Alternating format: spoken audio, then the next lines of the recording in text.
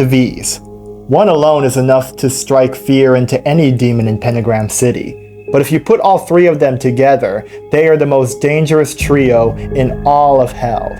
But like I've stated before, evil isn't born, it's created, either by environment or the people around them. And I believe there is much more to the Vees than people let on. So today we are going to be diagnosing each V and find out what makes each of them tick. Let's start off with the brains, the head honcho, and possibly the most dangerous of the V's, Vox himself.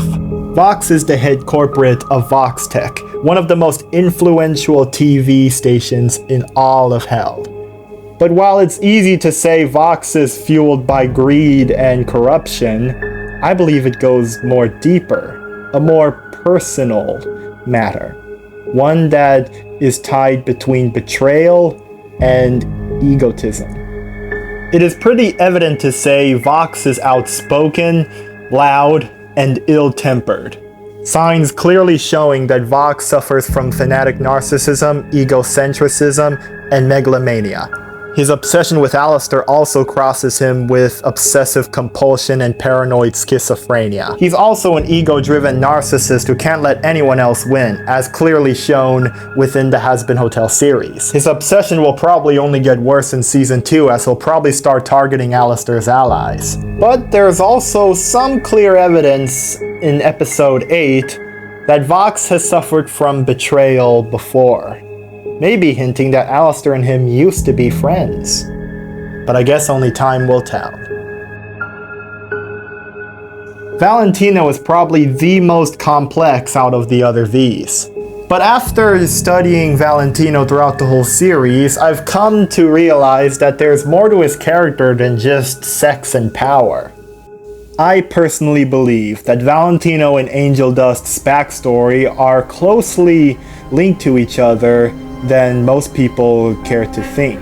According to VibsyPop, Valentino is an artist. And like all artists, Valentino fears the censor, as he really hates it when people interfere with his work. In episode 2, when Valentino calls Angel Dust, there is a distinct pattern to Valentino's voice. If you listen closely, Valentino can go from 1 to 100 in a matter of seconds. But each time he calls, it's from loving to hatred, like there's two people instead of one. Take a listen. Angel, baby, come home. It's not the same without you here. I miss you. Come back. Angel, you bitch! If you don't come home, you will be fucking greasy truckers for the next year! Hey, amorcito, I didn't mean to yell, but you know how crazy you make me. You fucking slut! Hey, Angie, about earlier. Kill your whole fucking family! Work's really stressful. Little cocksucking piece of shit! You actually think you can change? Addict trash like you doesn't change. I'll see you soon, baby. It's pretty obvious to say Valentino suffers from narcissistic personality disorder. Whether he knows this or not, we're not sure. But also in episode 2, we notice that Valentino doesn't take Angel Dust leaving the tower very well. By Vox's reaction, this isn't the first time that's happened, nor will it be the last. It can also be assumed that Valentino, just like Angel Dust, is also addicted to drugs, possibly from ether or cocaine. From this influence and from the other problems he has, it's safe to assume that Valentino suffers from Dr. Jekyll and Hyde behavior, or also known as manic depressive psychosis. His radical mood swings are a clear sign of this. I personally do not know if Valentino is schizophrenic as well, but we'll just have to wait and see.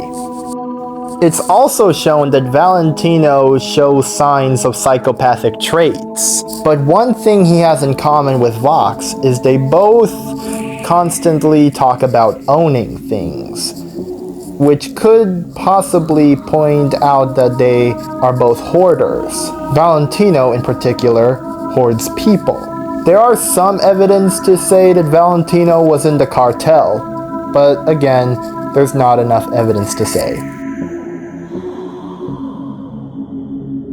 And finally, we have Velvet. Velvet's personality is put on display in Eps 2, 3, and 8. In episodes 2 and 3, it's pretty easy to know exactly what Velvet's all about.